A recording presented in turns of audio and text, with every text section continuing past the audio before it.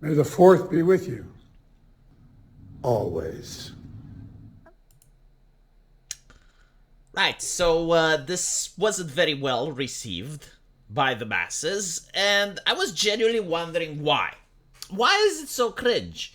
Because on one hand, you have journalists and people associated with the establishment that are extremely excited about this. Like, more excited than my son would be if I actually took him to a Star Wars movie. And in the comment section, they are praising, they are cheering, it's soy facing to the extreme.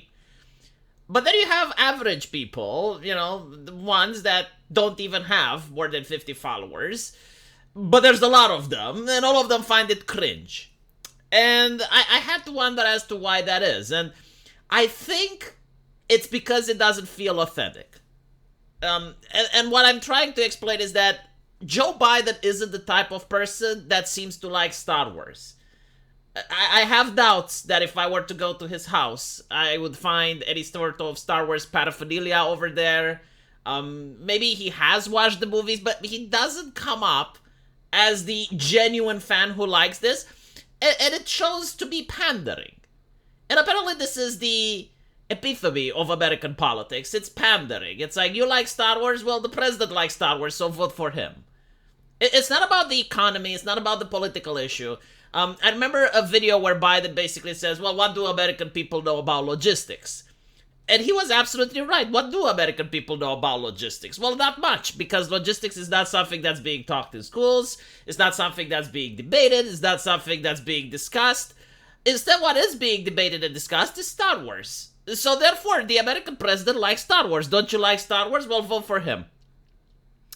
And this is one of the issues with the American politics. And you can see that one political party, the Democrats, have realized that this is the way forward. It's not about debating about socio-economic issues anymore. It's about pandering to entertainment, which is why almost every single actor and every single celebrity supports the Democrats.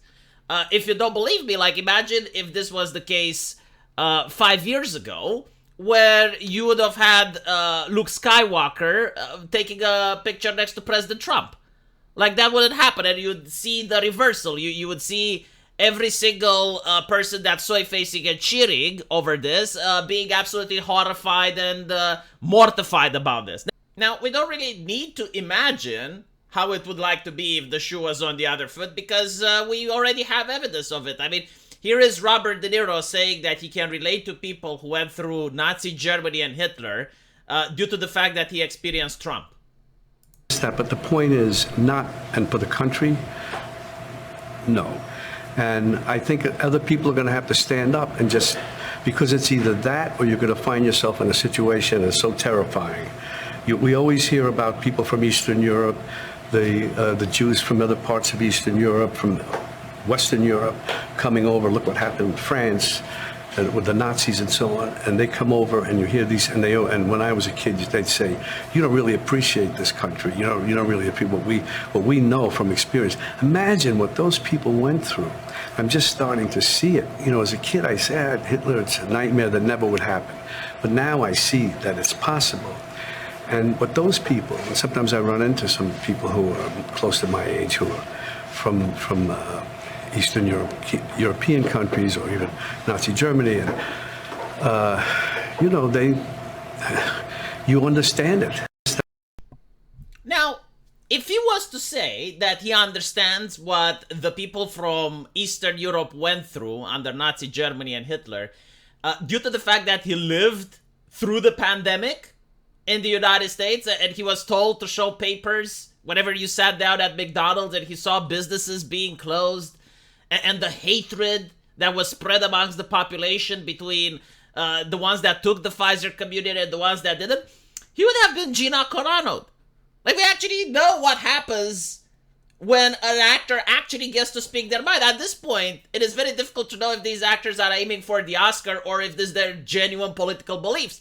Because, again, the crackdown is that everyone needs to think the same way. Everyone needs to say the same thing. Whether they make sense or not, it is 100% pure political propaganda. Like, if you look at American campuses now, It is not right-winger or Trump supporters that are spreading the anti-Semitismos. It is left-leaning protesters. It's almost everywhere. The media just doesn't know where to point the camera so that people don't get to see it as often.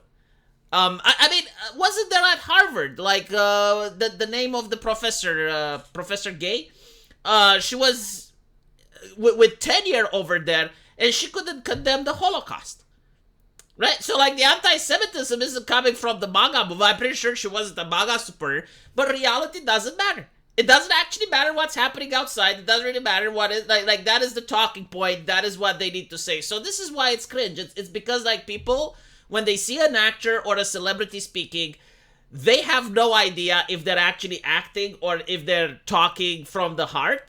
Because when you see people talking from the heart, you know that they can get fired if they say the wrong thing. Case in point, Gina Carano. Then the next thing is that all of these people are very old. Now, there's nothing against, like, being an actor that's of a senior age, but almost all of them are. Like, what are the new celebrities? What are the young people? Oh, that's right. They managed to completely destroy the entertainment industry by shoving down these politics in it. Like, back in the day, sure, actors did have some political leanings, but unironically, from Romania, I had no idea what political leanings Arnold Schwarzenegger or Van Damme or Jackie Chan used to have. Like, if you wanted to know, you'd have to search really hard. But now I assume that every single one of them, without exception, is far left and they support the Democratic Party and every single Democratic talking point. Because if they don't, they get fired. So this is another reason why people find it cringe, and it's another reason why a lot of movies aren't working anymore. It's because they only cater to left-leaning individuals, but unfortunately, the country is divided between the left and the right because they are a democracy at the end of the day. So they're purposefully catering to only half of their audience. And I think, like, this is why you don't get to see new actors. Like, people are just tuning out. Unironically, though, if you were to cast a VTuber, like, that would turn heads. Can you imagine if Joe Biden appears with a VTuber over there? I don't know who that would be. With a Shy Lily or something? Like, that would actually generate buzz, but this goes to show how disconnected the politicians are from the public. Like, they keep living in the past. They keep living in the age where Hollywood was actually great, and the Oscars had more than 2 viewers watching, and they have no idea what Zoomers or millennials like today. And that's probably a good thing. Yeah, there was one right-wing senator, I forgot his name, but he was posting Attack on Titan clips and was asking people for anime recommendations, and that didn't come off as cringe.